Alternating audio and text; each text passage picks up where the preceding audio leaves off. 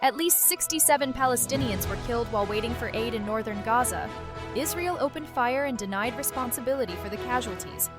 Hundreds are on the verge of starvation, with children surviving solely on salt water. Evacuation orders are being issued intensively, amid suspicions that Hamas is holding hostages. The Pope begs for an end to the massacre. The health authority under the Hamas government in Gaza reported that the Israeli military killed at least 67 civilians while they were waiting for a United Nations aid convoy in the northern Gaza Strip. The World Food Programme, a UN-affiliated agency, stated that one of its 25 truck convoys encountered a crowd of hungry civilians and was attacked, shortly after passing through Israel and moving through checkpoints. The Israel Defense Forces, IDF, said they fired warning shots to eliminate an immediate threat and denied the casualty figures released by Hamas. On Saturday, the ministry warned that severe famine is escalating rapidly in Gaza, and more people are arriving at medical facilities in a state of exhaustion and fatigue. We warn that hundreds of people are at risk of dying from starvation, the ministry's statement said. For its part, the United Nations also confirmed that people in Gaza are facing hunger and issued an emergency appeal for aid to provide essential goods. On Sunday, the local health authority reported 18 deaths due to starvation within just 24 hours.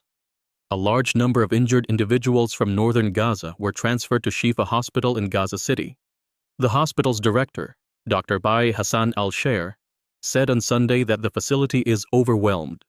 Outside the hospital, a woman shared, "The entire population is dying. Children are starving because there is nothing to eat. People are surviving on water and salt, just water and salt." According to the latest update on Sunday, Gaza's Civil Defense Agency stated that Israeli shelling killed 93 people and injured dozens more across the Gaza Strip. The agency said that among them, 80 died in the northern area. 9 were shot dead near an aid distribution point in Rafah, and 4 others died near an aid station in Khan Yunis, both located in southern Gaza. In Gaza City, Mr.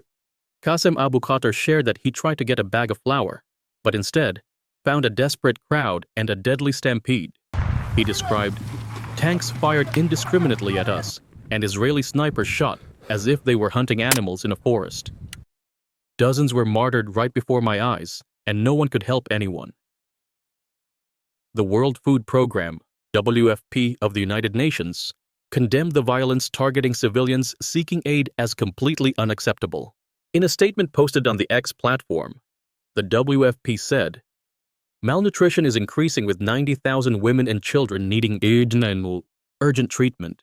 Nearly 1/3 of people have gone without food for days." Since the end of May, Palestinians have been killed almost daily while searching for food. According to Gaza's Ministry of Health, on Saturday alone, at least 32 people were killed by Israeli gunfire near 2 aid distribution locations in the southern Gaza Strip.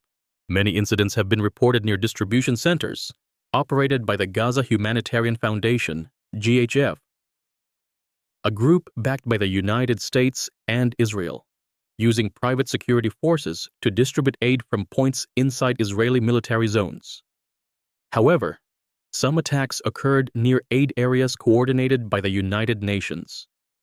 In a separate development, the Israeli military issued an evacuation order for a densely populated area in central Gaza, which had not seen any ground operations during the 21 months of war against Hamas.